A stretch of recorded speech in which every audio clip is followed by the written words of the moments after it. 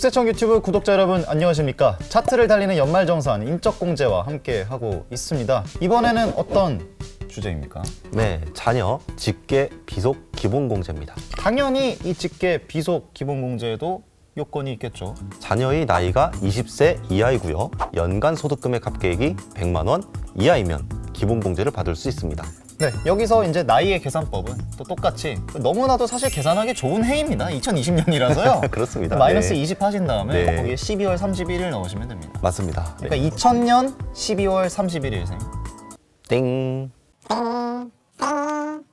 아닌가요? 잠시 후에 공개하도록 하겠습니다.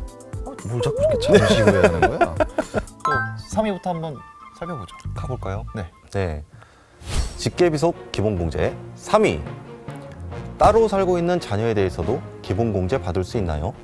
다양한 이유로 함께 살고 있지 않을 수 있는데 이런 경우에는 가능합니까? 이 자녀가 따로 살고 있다 하더라도 나이 요건과 소득 요건을 충족하면 기본공제 받을 수 있습니다. 같이 살고 있지 않아도 기본적으로 소득 요건과 나이 요건만 충족을 하면 기본공제를 받을 수 있습니다.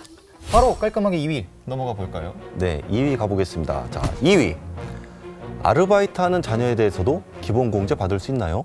그러니까 이제 자녀의 명의로 잡힌 소득이 지금 존재한다는 뜻이잖아요. 그렇습니다. 네. 네. 소득 요건을 충족을 한다고 봐야 될까요? 어떤 소득으로 신고되는지에 따라서 내용이 달라집니다. 아, 그럴 수 있겠군요. 그렇습니다. 아르바이트가 어떤 소득 요건, 소득 종류로 들어가느냐. 맞습니다. 네. 네. 자, 근로소득으로 신고되는 경우와 사업소득으로 신고되는 경우, 그리고 기타 소득으로 신고되는 경우가 있습니다. 자, 근로소득은 일용 근로소득과 일반 근로소득으로 구분이 되어 있죠. 그렇습니다. 네, 그러면 만약에 이게 일용 근로소득으로 신고가 되었다. 네. 그럼 어떻게 될까요? 그러는 경우에는 소득 요건을 충족한다고 봐야겠죠. 맞습니다. 바로 분리과세 대상 소득에 해당되기 때문에 소득 요건을 충족하게 되죠. 금액과 관계가 없습니다. 맞습니다. 예. 네. 그리고 일반 근로소득으로 신고된 경우에는 총 금액이 500만 원 이하이면 소득 요건을 충족하게 됩니다. 네. 소위 말하는 이제 3.3을 뗀 아, 그렇죠. 예. 사업소득으로 신고가 되는 경우도 있지 않습니까?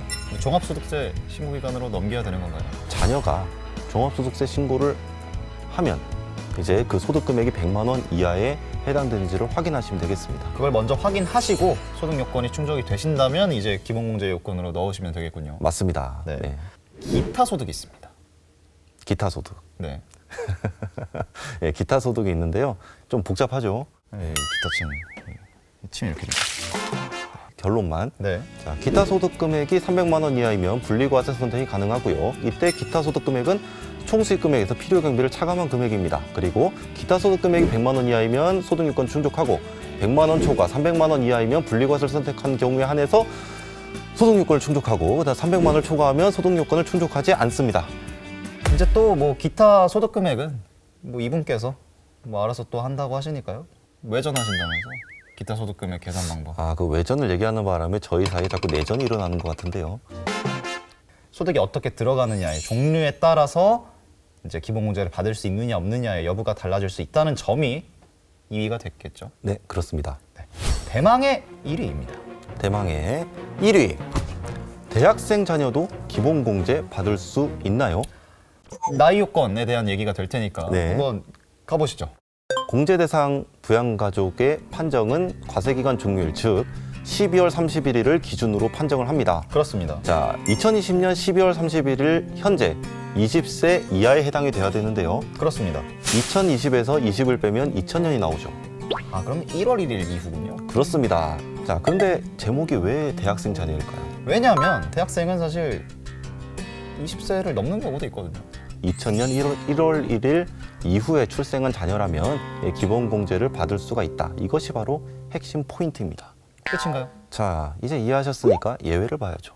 자, 자녀가 만약 소득세법상 장애인에 해당이 된다면 나이에 제한 없고요. 네. 소득 요건만 충족하면 됩니다. 어떤 식으로 좀 조건이 있고 공제가 되는지는 장애인 추가 공제 때 다루면 되겠죠? 네, 다음 시간. 네. 장애인 이번에 추가 다음 공제. 시간에 뭐 하는지를 알려주시는군요. 네. 네. 이번에도 보너스가 있습니까? 아, 예, 보너스를 하나씩 제가 준비해왔습니다. 네. 자, 이것은요, 2019년부터 적용이 되는 세법 개정 사항이기 때문에 약간 따끈따끈한 겁니다. 자, 이 자녀 세액 공제는요, 자녀가 기본 공제 대상자로서 7세 이상인 사람만 적용받을 수 있습니다. 2013년 12월 31일 이전에 출생한 자녀예요. 그렇군요. 네. 2014년 1월 1일 이후에 출생한 자녀는 7세 이상이 아니잖아요. 그렇습니다. 네, 이 자녀에 대해서는 기본 공제는 받을 수 있는데 네. 자녀 세액 공제는 받을 수가 없다. 예, 바로 이 점을 기억해 주시길 바라겠습니다. 기본 공제는 똑같이 되지만 자녀 세액 공제에 이제 영향이 살짝 이제 그렇습니다. 줄어들었다. 다음 공제는 어떤 공제가 될까요? 다음 공제는 알려줘야지. 당연 추가 공제입니다. 네, 감사합니다. 알려주셔서. 네, 이렇게 저희는 계속해서 차트를 달리는 연말정산 함께 하도록 하겠습니다. 여러분, 안녕.